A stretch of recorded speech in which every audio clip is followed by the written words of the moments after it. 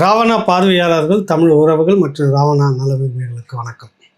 2 போராட்டங்களை பற்றி பேசியாகணும். தமிழ்நாடு முழுக்கல்ல, கிட்டத்தட்ட தமிழ்நாட்டுக்கு வெளியேவும் பரபரப்பாக பேசக்கூடிய ஒரு போராட்டம். திருச்செந்தூர் முருகன் கோயிலில் தமிழில் குடமுழுக்கு நடத்தணும் அப்படின்றதுக்காக ஒரு பொதுக்கூட்டம். முதல்ல ஆர்ப்பாட்டம் செய்வதாக இருந்தது. பொதுக்கூட்டம் இதெல்லாம் காவல்துறை வழக்கம் போல் மறுப்பு தெரிவித்தது. அப்புறம் நீதிமன்றத்தை நாடி இந்த பொதுக்கூட்டத்தை நடத்தியிருக்கிறார்கள். தமிழ்நாட்டில் தமிழ் கோயிலில் தமிழில் அர்ச்சனை என்பதற்கு முழுக்க குரல் கொடுத்தது திமுக தான். ஓட்டுக்கு வாங்கிறதுக்கு முன்னாடி அது ஒரு காலம் சொல்லுவாங்களோ அந்த மாதிரி. தமிழ் பெயரை சொல்லி அதிகாரத்தில் உட்கார்ந்தது இந்த திமுக ஆட்சி தான். லட்சக்கணக்கான இளைஞர்கள், மாணவர்களுடைய தமிழ் உணர்வு அந்த போராட்டத்தை அதிகாரமாக பயன்படுத்தி அது மேலே உட்கார்ந்துக்கிட்டு இருந்தது திமுக தான். இவர்களுடைய ஆட்சியில் ஒரு முறையும் தேர்தலுக்கு முன்பாக தமிழில் அர்ச்சனை அப்படின்றத சொல்லுவாங்க. ஆட்சிக்கு வந்துட்ட உடனே தமிழிலும் அர்ச்சனை செய்யப்படும் அப்படின்னு சொல்லுவாங்க. அப்புறம் தமிழில் தான் செய்யணும்னு நீதிமன்றம் உத்தரவு பிறப்பித்திருக்கிறது. ஏற்கனவே ஐயா மணியரசன் அவர்கள் சார்பாக நீதிமன்றத்தை நாடி தமிழில் அர்ச்சனை செய்ய வேண்டும் என்பதை சொல்லி வாங்கியிருக்கிறார் உத்தரவு. அந்த நீதிமன்ற உத்தரவு இவர்கள் எப்படி மதிக்கிறாங்க அப்படின்னு பார்த்தீங்கன்னாக்கா, கோயிலில் கருவறையில் சமஸ்கிருதத்தில் வழக்கம் போல் ஐயர் திராவிட வேண்டப்பட்ட இருக்கக்கூடிய ஆரிய ஐயர் வேதம் ஓதுவாங்க. வெளியில் மண்டபத்தில் ஓதுவார்கள் இருக்காங்களா, அவங்க மூலமாக தமிழ் அப்படின்ற மாதிரி ஏமாத்துற வேலை, நீதிமன்றத்துக்கே ஏமாத்துற அல்வா கொடுக்குறதுன்னு சொல்லுவாங்களா, அந்த மாதிரி வேலையெல்லாம் செய்துட்டு இருந்தாங்க. அப்படி எதுவும் நடக்கக்கூடாது. இனிமேல் முழுக்க முதன்மையாக தமிழில் அர்ச்சனை செய்துவிட்டு குடமுழுக்க போது பிறகு நீங்கள் சமஸ்கிருதத்தில் எதில் வேணாலும் பண்ணிக்கலாம் அப்படின்றதுக்காக வேண்டி இந்த இது நடத்துகிறப்ப சுற்றி இருக்கக்கூடிய கூப்பாடு போடக்கூடிய இந்த கோஷ்டிகள் இருக்குது இல்லை, இதில் எல்லாமே பார்த்தீங்கன்னாக்கா தமிழ்நாட்டிலேருந்து தமிழ் மக்கள்கிட்ட ஓட்டு வாங்கிக்கிட்டு தமிழ் மக்களுடைய வாக்கால் அரசியல் செய்துக்கிட்டு இருக்கிற, பொழப்பு நடத்திட்டு இருக்கிற நிறைய அமைப்புகள் இருக்கிறது. யாருமே இது சம்மந்தமாக ஒருத்தர் கூட குரல் கொடுக்கல. அது ஏதோ நமக்கு சம்மந்தம் இல்லாதது அப்படின்னு தமிழர்களுடைய பண்பாட்டு தளத்தை படிப்படியாக அழித்து கொண்டிருக்கக்கூடிய ஒரு நுணுக்கமான வேலை. இது சாதாரண வேலை கிடையாது உங்களுக்கு. அப்போ கோயிலில் தமிழை அகற்றுது. பள்ளிக்கூடத்துலேருந்து ஏற்கனவே எடுத்தாச்சு, அடுத்தது கோயிலேருந்து எடுத்துடணும். இருக்கக்கூடிய தமிழ் எவ்வளோ நெருக்கடிக்கு மத்தியிலையும் காப்பாற்றப்பட்டிருக்கிறது என்றால் இந்த சமய வழிபாடு மூலமாகத்தான், அந்த இலக்கியங்கள் மூலமாகத்தான் தமிழ் இது வரைக்கும் தாண்டி வந்திருக்கிறதா நிறைய ஆய்வாளர்கள் சொல்லுவாங்க. நிறைய இலக்கியங்கள், பக்தி இலக்கியங்கள் தான் தமிழை காப்பாற்றி வந்திருக்கிறதுன்னு சொல்லுவாங்க. இப்போ அந்த இடத்துல கை வச்சு அப்புறப்படுத்திட்டோம்னா நமக்கு வேலை ஈஸியாக போயிடுன்றதுக்கு ஆரியத்துக்கு ஒப்பாக இங்கே இருக்கக்கூடிய திராவிடம் செய்துக்கிட்டு இருக்குது. தமிழர்களுக்கானவர்கள் இல்லைன்னு பல முறை சொல்லியாச்சு. இந்த திராவிடத்தை, இந்த ஓங்கோல் குடும்பத்தை திரும்ப அவங்களுக்கு ஒட்டு துணையாக இருக்கக்கூடியவர்கள் எல்லாரும் கூட்டு சேர்ந்து இது இல்லாமல் மழுங்கடிக்கிற ஒரு வேலையை செய்துக்கிட்டு இருக்காங்க. நேற்று நடந்த அந்த போராட்டத்துக்கு ஒருவர் கூட இதை தமிழில் தான் செய்யணும் அப்படின்னு சொல்லவே இல்லை. அந்த தொகுதியினுடைய நாடாளுமன்ற உறுப்பினர் தேர்தலின் போது பனைமரத்தை அதுக்கு முன்னாடி பெரியார் படத்தை வச்சுட்டு இருந்தாலும் பெரியார் தூக்கி அப்படி தூர கடாசிட்டு பனைமரத்தை வச்சுக்கிட்டு ஓட்டு கேட்டுருந்தாங்க. அவங்களுடைய முகப்பு புத்தகத்தில், முகநூலில் முகப்பில் பெரியார் இருந்த பெரியாரை தூக்கி தூர போட்டுட்டு ரொம்ப தூரமாக கடாசிட்டு பனைமரத்தை வச்சுக்கிட்டு ஓட்டு கேட்டாங்க. பிறகு ஒரு ட்ராமா நடந்தது. அவங்க அண்ணன் முதலமைச்சர் ஸ்டாலினை கூப்பிட்டு அந்த மக்கள் மத்தியில் சொல்லும்போது இந்த பணங்களில் ஊற்றி கொடுப்பாங்க, 2 பேரும் மாறி குடிப்பாங்க. அந்த வீடியோலாம் இருக்குது பாருங்கள். சக்கரை கலந்துருக்குதா அப்படின்னு சொல்லிட்டு கேட்பாரு நம்ம முதலமைச்சர் ஸ்டாலின் அவர்கள்.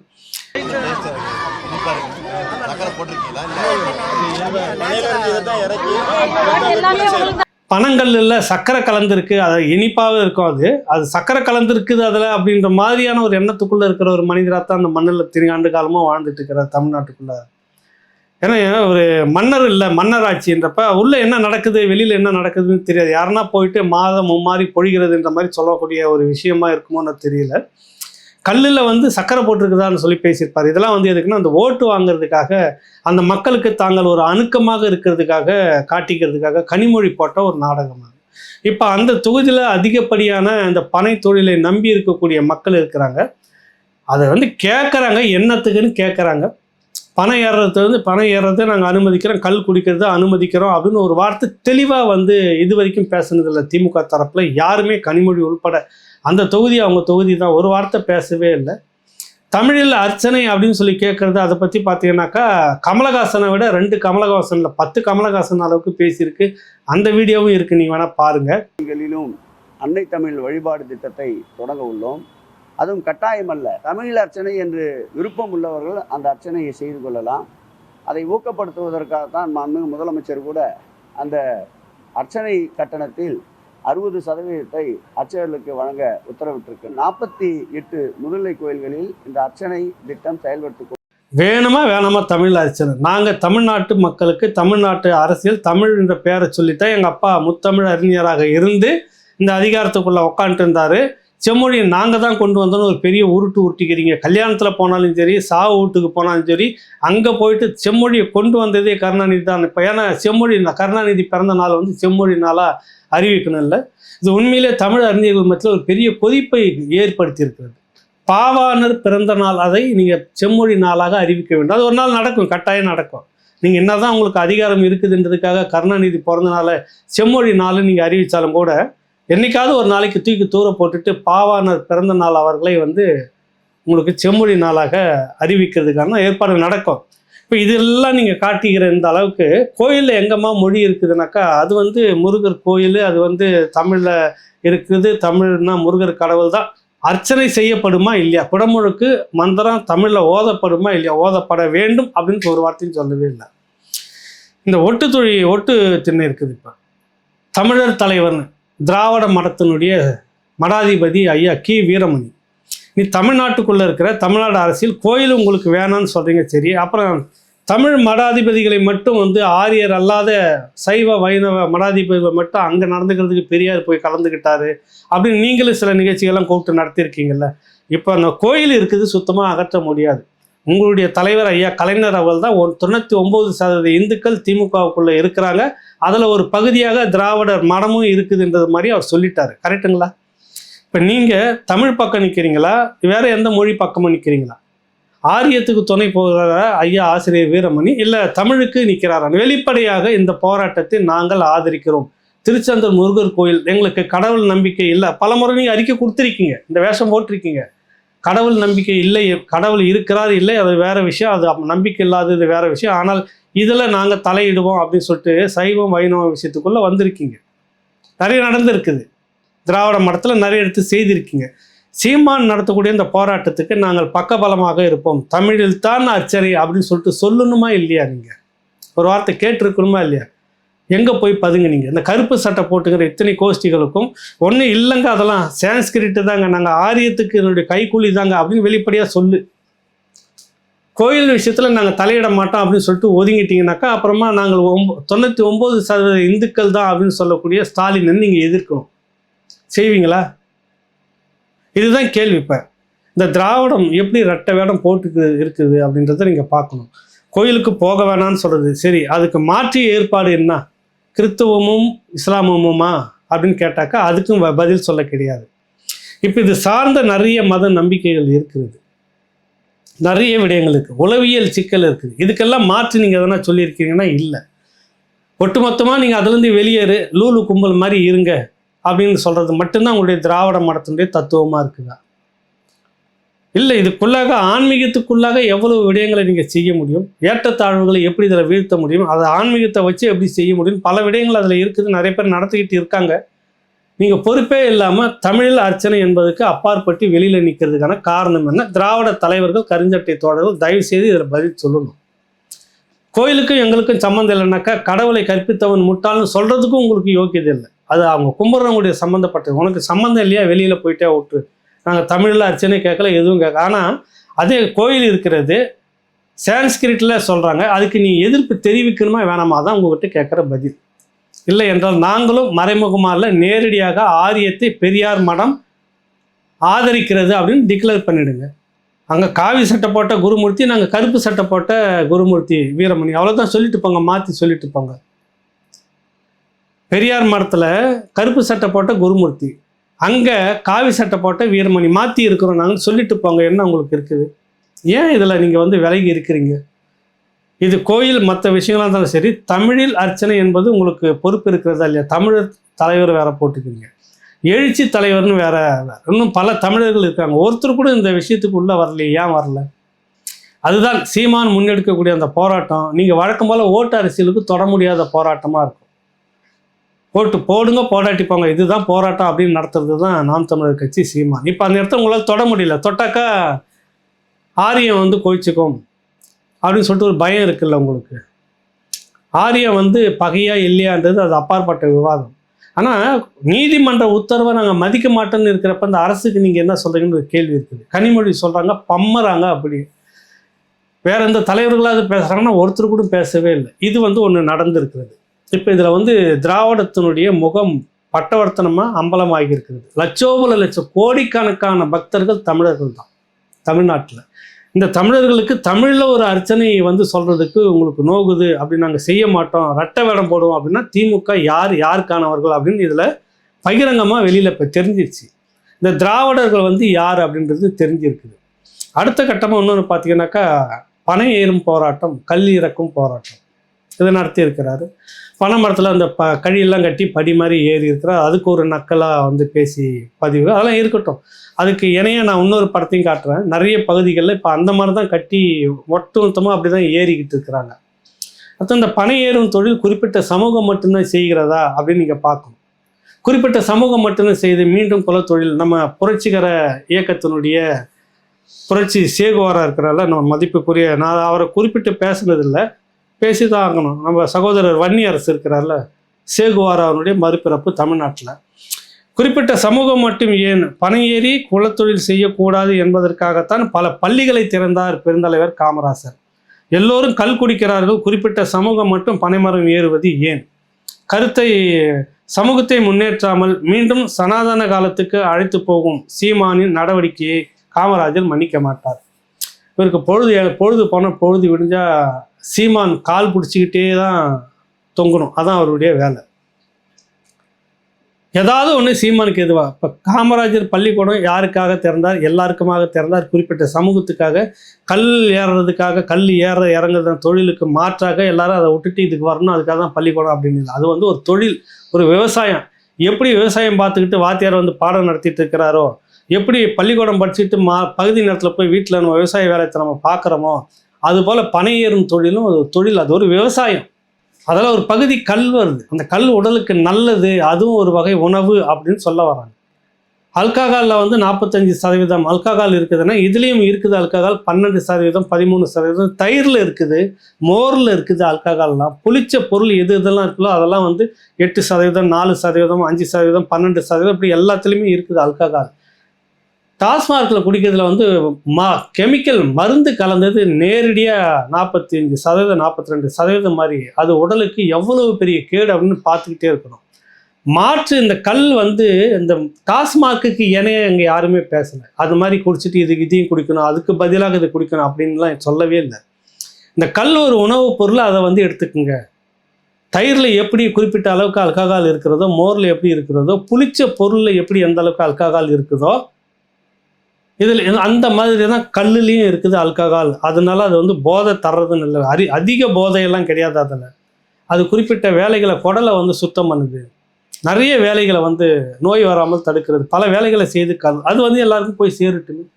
போதைப் பொருள் அதில் கலந்து விற்கிறாங்கன்றதுக்காக தான் தடை செய்யப்பட்டது அப்படின்ற ஒரு பேச்சு இருக்குது அந்த காலத்தில். இப்போ அது இல்லாமல் நேரடியாக கல் இறக்கி எல்லாருக்கும் கொடுக்குறதுல என்ன தப்பு அப்படின்றத ஒரு போராட்டம் நடந்துட்டு இருக்குது.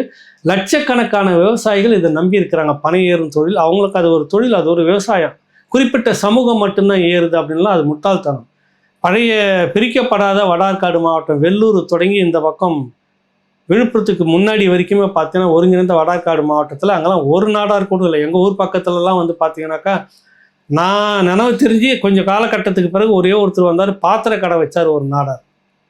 ஆனால் அந்த பகுதியில் இருக்கக்கூடிய பனை மரங்கள் முழுக்க யாருக்கிட்ட இருக்குதோ அவங்களாம் ஏறிக்கிட்டு இருப்பாங்க. எங்கள் தாத்தா வீட்டு நிலம் எக்கச்சக்கமாக இருந்தது, அதில் பனை மரம் இருந்தது. அங்கே கோடை காலம் ஆனால் அங்கேருந்து பனை நுங்கு பனங்காய் எல்லாம் எடுத்துகிட்டு வருவாங்க, பனைமரம் எடுத்துகிட்டு வருவாங்க. அவங்கள தான் ஏறி பறித்து எல்லாருக்கும் அது ஒரு விவசாயமாக இருந்தது. ரோட்டில் போட்டு விற்றுக்கிட்டு இருப்பாங்க. இதில் ஒரு வேடிக்கை என்னென்னா, தோழர் வன்னியரசு இருக்கிறார்ல, விடுதலை சிறுத்தைகள் கட்சி 1 கோடி பண விதைன்னு நினைக்கிறேன். 2018 அந்த ஆண்டில் திருமாவளவன் அவர்கள் ஒரு பெரிய முயற்சி எடுத்தார். தமிழ்நாடு முழுக்க வந்து பனை விதைக்கணும். அதுக்கு முந்தின காலகட்டத்தில் நாம் தமிழர் கட்சி அது ஒரு பெரிய இயக்கமாகவே செய்துக்கிட்டு இருந்துச்சு. ஏரிக்கரை ஓரங்கள், ஊர் ஓரங்களில், வரப்புகளில், இன்னும் மற்ற பொது இடங்களில் எங்கெங்கெல்லாம் முடியுதோ பனை விதைகளை வந்து போட்டுக்கிட்டே இருங்க. அது நாளைக்கு இந்த தமிழ்நாட்டினுடைய ஒரு சொத்தாக அது மாறும் அப்படின்னு மிக பெரும் ஒரு இயக்கமாக நாம் தமிழர் கட்சி தொடர்ந்து செய்துக்கிட்டே இருக்கிற அந்த நேரத்தில் 18 வந்து திருமாவளவன் ஒரு அறிவிப்பு கொடுக்குறாரு. 1 கோடி பனை விதைன்னு நினைக்கிறேன். தமிழ்நாடு முழுக்க வந்து பனை விதை தோண்டி ஊன்றுவதை பார்த்து நிறைய இடத்துல அது படங்கள் வந்திருந்து ஒரு இயக்கமாக நடத்துனாங்க. அது ரொம்ப நல்லா வரவேற்க வேண்டிய ஒரு விஷயம், பாராட்ட வேண்டிய விஷயம். இப்போ தொடர் திருமாவளவன் அவர்களுடைய கருத்துக்கு வன்னி அரசு எதிராக இருக்கிறாரா?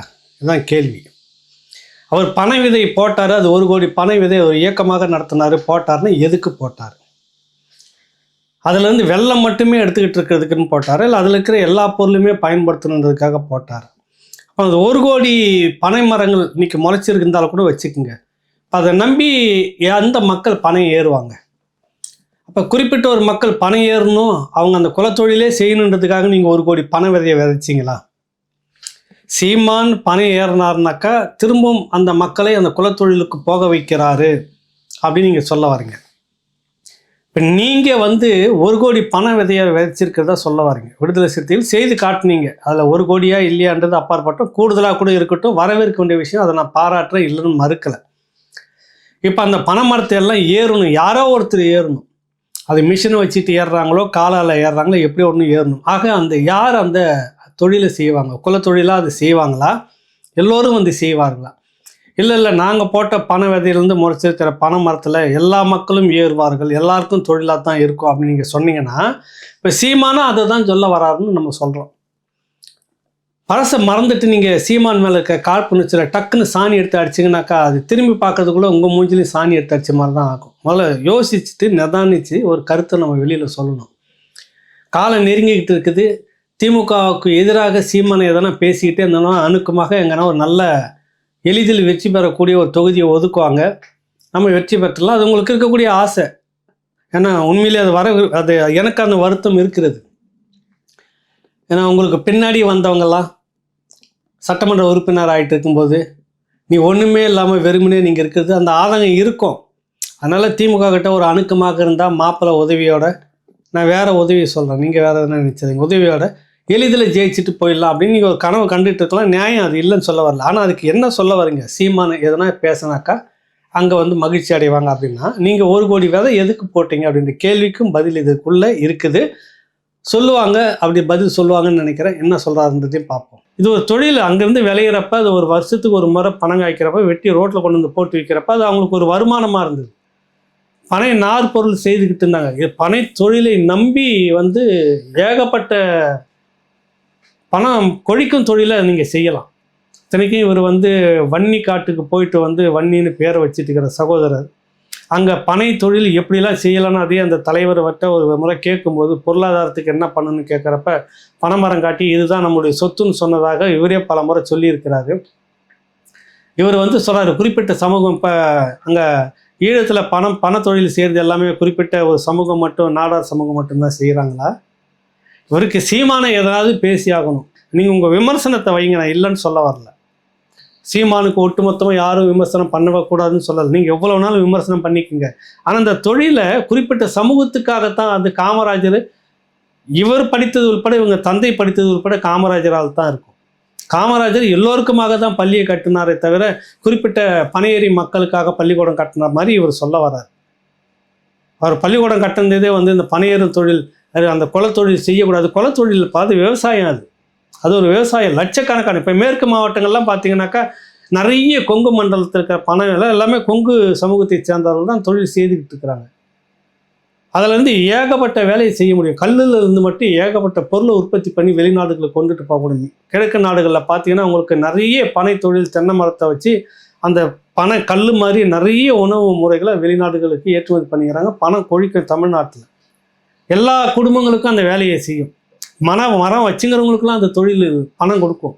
இதை புரிஞ்சிக்காமல் இதுக்காக தான் சீமான் போராடுகிறார். இதை வந்து கல் குடிக்கிறது போதைக்கான போட்டி, டாஸ்மாக்காக மாற்று அப்படின்லாம் கிடையவே கிடையாது. இதை ஏன் நீங்கள் தடுத்துக்கிட்டு இருக்கீங்க? குறிப்பிட்ட 4-5 முதலாளிகள், யார்? டிஆர் பாலு, கனிமொழி, என்ன ஜெகத் ரட்சகன், அப்புறம் இன்னும் இருக்கக்கூடிய ஒரு 2-3 பேர், சசிகலா தரப்பு ஒன்று. இந்த குறிப்பிட்ட முதலாளிகள் வச்சுங்கிற சாராய ஃபேக்ட்ரியிலேருந்து பணம் கொழிச்சு கொட்டிக்கிட்டே இருக்கணும். அதுலேருந்து நமக்கு தனியாக கட்டிங் வரணும், அது மட்டுமே நமக்கு போதுன்னு நினச்சிட்டு இருக்கிற கும்பல் மட்டும்தான் இது எதிர்க்குது. மக்கள் பரவலாக எல்லாரும் சம்பாதிக்கணும், எல்லாருமே இதை சாப்பிடணும், இதனால் தொழில் பெருகும், பணம் எல்லார் வீட்டுக்கும் கையில் காசு இருக்கும், பரவலாகவே தொழில் இது இருக்கும். இந்த தொழில் பெருகும்போது பண வெள்ளம், பணப்பொருள், பண விஷயம் நிறைய இருக்குது பனை மரத்தில் இருந்து. அப்போ இது நீ ஏன் தடுத்துக்கிட்டு இருக்கிற அப்படின்னு சொல்லிட்டு நிறைய விவசாய சங்கத்து தோழர்கள் வந்து இதை பற்றி விரிவாக பேசிட்டாங்க. இவ்வளவுக்கு பிறகு வந்து இவர் பேசுகிறார். அதுக்கடுத்து வந்து பார்த்தீங்கன்னா டாக்டர் கிருஷ்ணசாமி வந்துட்டு சீமானை ஏன் கைது செய்யவில்லைன்னு நேரடியாக கேள்வியை கேட்குறாரு. அவருக்கு என்ன பிரச்சனைன்னு தெரியல சீமான் மேலே. இது பணம், இது வந்து கல் போதை பொருள், ஏற்கனவே சவால் விட்டுட்டாங்க, இல்லை 1 கோடி ரூபாய் அறிவிச்சிருக்காங்க, இது போதை பொருள் அப்படின்னு யாருன்னா நிரூபிச்சுட்டாங்கன்னா பகிரங்கமாக நடந்தது. விவசாய சங்க தலைவர் நம்மக்கிட்ட, அவருக்கும் நம்ம குமரி ஆனந்தனுமே கலந்துக்கிட்டார், விவாதம் நடந்தது. இதில் எந்த அளவுக்கு ஆல்கஹால் இருக்குது, எதுக்கு மேலே போனாக்கா அது வந்து போதையை ஏற்படுத்தும் அப்படின்றது தான் விவாதம். இந்த கல்லில் வந்து குறிப்பிட்ட அளவுக்கு இருக்குது, இதனால உடலுக்கு தீங்கு கிடையாது, தீங்கு விளைவிக்கிற பொருளும் கிடையாது அது அப்படின்றது தான் வாதம். அது இது வந்து எப்படி தடை செய்யப்பட்ட ஒரு பொருளை இவர் வந்து ஏறி இறக்கலாம், அதே இல்லாமல் அருவாலை காட்டி மிரட்டுறாரு அப்படின்னு சொல்லிட்டு கைது செய்யணும்னு சொல்ல வர்றாரு. அவர் இருக்கிற பகுதிகளில் நிறைய பனை தொழில் சார்ந்த குடும்பங்கள் எக்கச்சக்கமாக இருக்குது. இந்த முறை அந்த ஓட்டு வருமா இல்லையான்னு அவர் யோசிச்சுக்கிட்டோம். இவங்கெல்லாம் யாருக்காக இவர்களெல்லாம் வேலை செய்கிறாங்க அப்படின்றத பார்க்கணும். இது வரைக்கும் டாக்டர் கிருஷ்ணசாமி மேலே ஒரு மரியாதை இருந்தது. நீங்கள் எதை எதிர்க்கணும், சீமான் மேலே விமர்சனமாக தனியாக வைங்க, இந்த பனை தொழில் சார்ந்த இந்த ஒரு விஷயம், இது ஒரு போராட்டம் நடந்திருக்கு, நீங்களாம் சேர்ந்து தான் அதுக்கு போராடணும். இப்போ இது இல்லை, நீங்கள் நேராக டாஸ்மார்க் மட்டுமே விற்றுக்கிட்டே இருக்கணும்னா எத்தனை குடும்பங்கள் தாலி அறுத்து நடுரோட்டில் நிற்குது. அதுக்கு குறைந்தபட்சம் ஒரு மாற்றாக இது இருக்கும் அப்படின்றப்ப இது ஒரு மாற்றாகவே வராது. அதனுடைய உச்சம் போதை வேறு, இதனுடைய லெவல் வந்து வேறு. அப்போ ஒரு ஆல்டர்னேட்டிவாக இது வந்து கொஞ்சம் இதுக்கு மாறுவாங்க இளைஞர்கள் அப்படின்ற மாதிரி இருக்குது. பட்டி தொட்டிலாம் போயிட்டு கஞ்சா நிற்கி இருக்குது. எங்கள் ஊர்லலாம் இப்போ சமீபத்தில் போயிருந்தப்ப தங்கியிருந்தேன், கஞ்சா வந்து விற்கிறாங்க அப்படின்றப்ப அதிர்ந்து போயிட்டோம். இந்த ஊரில் கஞ்சாவா அப்படின்னு. அந்த அளவுக்கு பட்டி தொட்டிலாம் வந்து அந்த ஊர் நிர்வாகி, திமுக நிர்வாகிக்கு தெரியாமல், அந்த ஊர் காவல்துறைக்கு தெரியாமல் கஞ்சாவை எந்த ஊரில் யாரும் விற்கவே முடியாது. சம்பாதிக்கணும்னு முடிவு பண்ணி இந்த இளைய சமூகத்தை நீங்கள் முழுக்க சீரடிச்சுக்கிட்டே இருக்கீங்க.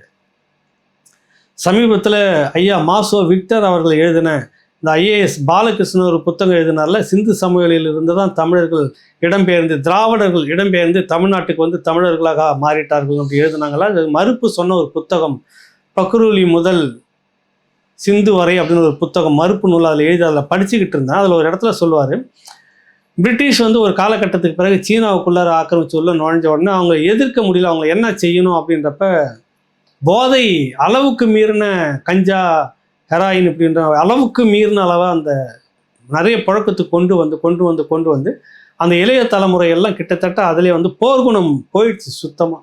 அப்படி தான் வச்சுக்கிட்டு இருந்தாங்க ஒரு காலகட்டம் வரைக்கும். அப்படி இருந்தது. அதிலிருந்து சில இளைஞர்கள் விழிப்புணர்வு பெற்று அதுக்கு பிற்பாடு மிகப்பெரிய ஒரு புரட்சி படை வந்து பிறகு தான் உங்களுக்கு அங்கே வரலாறு மாறுது அப்படின்னு அதில் குறிப்பிட்டு இருக்கிறாரு.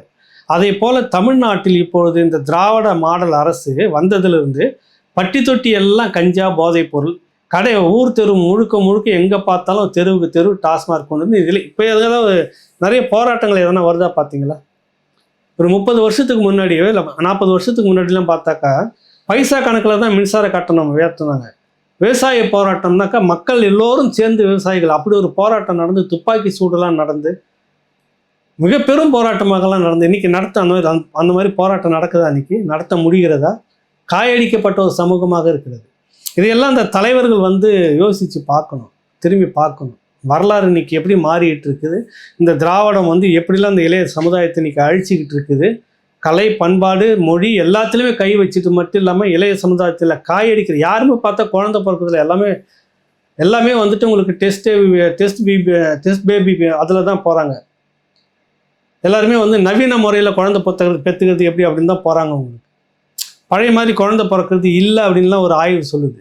அந்த அளவுக்கு காயடிக்கப்பட்ட ஒரு இளைய சமூகமாக மாற்றி வச்சுக்கிட்டு இருக்கிற இந்த நேரத்தில் இது வந்து ஒரு தொழில் சார்ந்து நடக்கிற பனையேறும் போராட்டம் என்பது அது ஒரு அறிவிப்பு. அது அந்த அறிவிப்பை ஒட்டி அந்த கல் இறக்கணும் நீங்கள் அப்படின்னு ஏன் பக்கத்தில் கேரளாவில் நடந்துட்டுருக்கு, எல்லா மாநிலத்திலும் கல் இறக்குறாங்க, இங்கே மட்டும் ஏன்? உங்கள் முதலாளிகள் வந்து உங்களுக்கு கட்சி பணம் கொடுக்கணும், உனக்கு கமிஷன் வெட்டணும், அதில் நீங்கள் கோடியாக வாங்கி வச்சுட்டு மேலே படுத்துட்டு நீங்கள் வாழணுன்றதுக்கு ஒரு பெரும் சமூகமே இந்த பனை தொழிலை நம்பி இருக்குது. குறிப்பிட்ட சமூகம் மட்டும் இல்லை, பல லட்சம் தொழிலாளர்கள் நம்பி இருக்கிறாங்க. ஏன் அது அந்த தொழில் செய்யறதுல உங்களுக்கு என்ன வந்திருக்கு? அது ஏன் இறக்கக்கூடாது என்பது தான் சீமானுடைய கேள்வி. கைது செய்யுங்க, தேர்தல் வரப்போகுது, மக்கள்கிட்ட அதுக்கு உண்டான பலனை நீங்கள் அனுபவிப்பீங்க. சகோதரி கனிமொழி திரும்பவும் பெரியார் படத்தை எடுத்துகிட்டு பனைமரம் படத்தை போட்டுட்டு ஓட்டு கேட்க போவாங்க. இப்போ இந்த கல்லெல்லாம் ஊற்றி கொடுத்தாங்கல்ல, இவரும் குடித்தாங்க, இந்த அம்மாவும் குடிச்சது, அவங்க அண்ணன் ஸ்டாலினும் குடித்தாங்கல்ல, இந்த மாதிரி போங்க, அந்த மக்கள் என்ன கேள்வி கேட்குறாங்கன்றதை பாருங்கள். தேர்தல் நெருங்குது, உங்களுடைய ரெட்டை வேடம் ஒரு காலகட்டத்திலையும் அம்பலப்பட்டுக்கிட்டே இருக்குது. உறுதியாக இந்த விஷயத்தில் ஒன்று சொல்லணும். சீமான் முன்னெடுத்த திருச்செந்தூர் கோயிலில் தமிழில் அர்ச்சனை சரி வருமா வராதா, செய்வீங்களா மாட்டீங்களா? அதுதான் அன்னைக்கு தேதி முழுக்க தமிழ்நாடு முழுக்க எல்லாரும் குவிங்க அந்த இடத்துல பார்க்கலாம் அப்படின்ற மாதிரி சவால் விட்டு பேசியிருக்கிறார். தமிழ்நாட்டில் தமிழ் கோயிலில் அர்ச்சனை இல்லைன்னா அப்புறம் என்ன கோவம் வருமா வராதா உங்களுக்கு ஒரு மனிதனுக்கு? சொல்லுங்கள். நீங்கள் மற்ற இடத்துல போய் பேச முடியுமா? அதே மாதிரி பனைத்தொழிலுக்கும் இது கட்டாயம் ஏறுவான், கல்லை இறக்குவேன், கைது பண்ணுறீங்களா பண்ணுங்க. எத்தனை லட்சம் பேரை நீங்கள் கைது பண்ணுவீங்க? இப்போ எல்லா விவசாய சங்கமும் ஆர்கனைஸ் ஆகிட்டு இந்த கல் இறக்குமதி செய்யணும், கல்லை இறக்கணுன்றதுக்கு பெரும் ஆதரவாக எல்லாம் திரண்டு இருக்கிறாங்க. இத்தனை லட்சம் பேரை பகைச்சிக்கிட்டு இந்த தேர்தலுக்குள்ளே நிற்க போகுதா திமுக அப்படின்னு பதில் சொல்லணும். அதுக்கான காலம் நெருங்கிக்கிட்டு இருக்குது. தொடர்ச்சியாக ரெட்டை வேஷம் போட்டுக்கிட்டே இருக்க முடியாது. எங்கேயாவது ஒரு இடத்துல ஒரு முகம் கிழிஞ்சு தொங்கும், அது பெரிய பலகீனமாக மாறும். உங்களுக்கு டாஸ்மார்க்கில் சம்பாரித்து கோடியாக மக்கள்கிட்ட கொண்டு கொட்டி கடைசி நேரத்தில் வாரி இறைச்சி 1000 500 கொடுத்து ஓட்டு வாங்கி திரும்பவும் அதிகாரத்தில் உட்காந்துக்கிட்டு திரும்பவும் டாஸ்மாக் அரசியலை பண்ணலாம் அப்படின்னு நினைக்காதீங்க. மக்கள் விழிக்க தொடங்கி இருக்கிறாங்க. அதனுடைய ஒரு அறிகுறி தான் இப்போ சீமான் பனையேறி இருக்கிறாரு. அந்த கயிறு கட்டி கயிறு கட்டி ஏறி இருக்கிறதுல பொதுவாக நிறைய இடத்துல அந்த மாதிரி இப்போ ஏற ஆரம்பிக்கிறாங்க. பழைய மாதிரி இல்லாமல் அதையும் வச்சு அந்த மாதிரி ஏறுற இடம் நிறைய இடம் வந்திருக்கு. அந்த புகைப்படத்தையும் இணைக்கிறேன் பாருங்கள். உங்களால் இயலாமைக்கு நீங்கள் ஏதோ கிண்டல் பண்ணிக்கிட்டு இருக்கீங்க. தோற்று போகிறவன் தான் அவதூறை வாரி வீசிக்கிட்டு இருப்பான். தோற்று போகிறவருடைய பட்டியலில் இருக்கிற நீங்கள் சீமானை பார்த்து அவதூறை வாரி வீசிக்கிட்டு இருக்கீங்க. இதுதான் இப்போதைக்கு இருக்கிற பதில். தேர்தலின் போது இதற்கான பதில் நீங்கள் மக்கள் மத்தியில் கட்டாயம் சொல்லித்தான் தீரணும் அப்படின்றத இந்த நேரத்தை சொல்லிக்க விரும்புகிறேன். மீண்டும் ஒரு நிகழ்ச்சியில் உங்களை சந்திக்கின்றேன். நன்றி, வணக்கம்.